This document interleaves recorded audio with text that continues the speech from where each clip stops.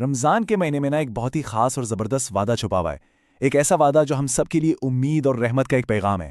تو آج ہم اسی وعدے کی گہرائی میں اتریں گے جو ایک مستند حدیث میں ہمیں ملتا ہے۔ اچھا، تو بات شروع ہوتی ہے بخاری شریف کی اس حدیث سے۔ یہ ہمارے آج کے موضوع کی بالکل بنیاد ہے۔ رسول اللہ صلی اللہ علیہ وسلم نے فرمایا، جو شخص ایمان کے ساتھ اور ثواب کی نیت سے رمضان کے روزے رکھے، اس کے پچھلے تمام گناہ معاف کر دیے جائیں گے۔ سوچیں ذرا، یہ صرف ایک بات نہیں ہے، یہ تو جیسے مغفرت کا ایک پورا فارمولہ بتا دیا گیا ہے۔ اس زبردست وعدے کو ٹھیک سے سمجھنے کے لیے ہمیں اس کی دو بنیادی شرطوں کو دیکھنا ہوگا۔ تو پہلی شرط ہے ایمان کے ساتھ۔ تو یہ جو پہلا لفظ ہے نا، ایمانن، یہ صرف یہ کہہ دینا نہیں ہے کہ ہاں میں مانتا ہوں۔ نہیں، اس کا مطلب بہت گہرا ہے۔ مطلب یہ کہ دل سے پورے یقین کے ساتھ روزہ رکھا جائے، اس احساس کے ساتھ کہ یہ اللہ کا حکم ہے اور اس میں ہمارے لیے کوئی بہتری چھپی ہے۔ اور یہی وہ چیز ہے جو روزے کو صرف بھوکا پیاسا رہنے سے کہیں آگے لے جاتی ہے۔ یہ اسے ایک گہری روحانی عبادت بنا دیتی ہے۔ یوں سمجھیے کہ یہ صرف جسم کا نہیں بلکہ دل کا بھی روزہ ہے۔ چلے اب آتے ہیں اس فارمولے کے دوسرے اور بہت ہی اہم حصے کی طرف، یعنی نیت۔ یہاں دوسرا لفظ استعمال ہوا ہے احتساباً۔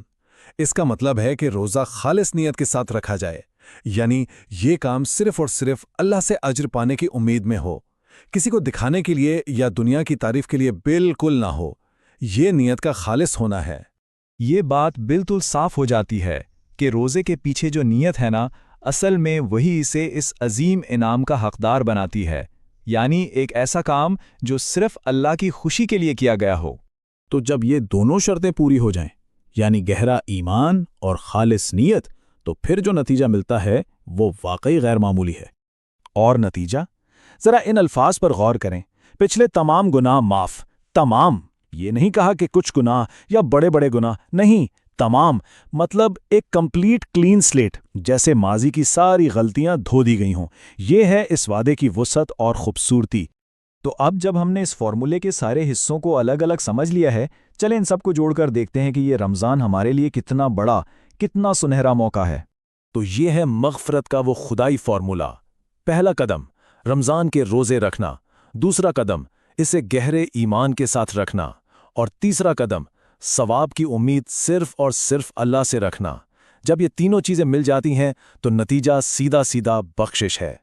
اور آخر میں ہم دیکھتے ہیں کہ یہ اتنا گہرا روحانی معاملہ ایک بہت ہی سیدھے سادے اور واضح راستے کی شکل میں ہمارے سامنے ہے۔